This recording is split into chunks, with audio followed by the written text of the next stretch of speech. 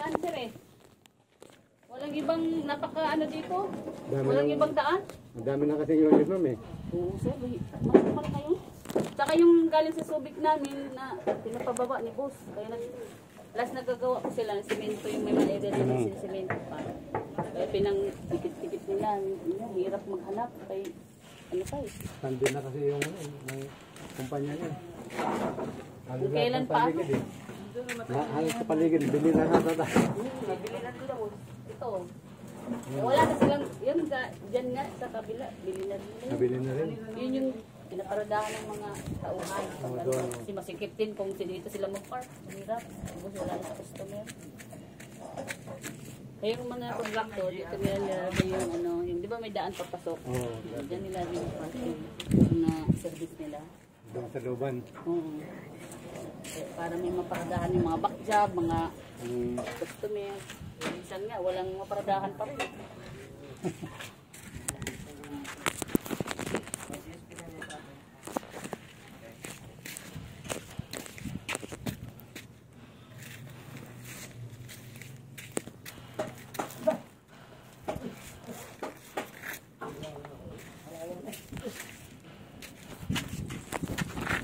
Gutom ka na? Gutom na? Gutom na pala. Buti nga ngayon, hindi ganun kainit. Medyo ano. Hindi masyadong hindi lang tumainipin. Ay, ito? Hindi. Hindi lang, nagugutom lang. Pag-ugutom na, ano, maghanap talaga yan. Magtuturo na ng McDonald's. McDonald's.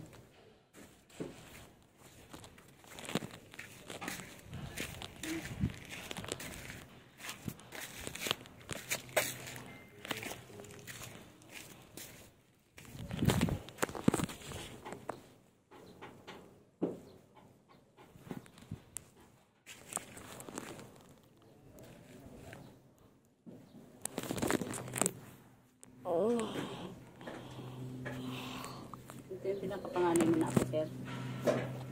Oo, hindi. May dalaga na eh. Ah, may dala ka na? Ah, yun yung taga-ano Yung mo sa kapatid mga nito. pag-ano ka ng papili sa Oo. dati. Yun pala yun.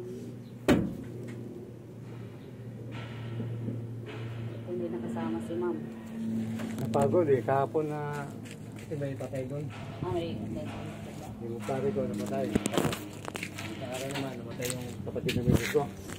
Ah, mas ano yun, mas bata sa kanya? Panganay nila.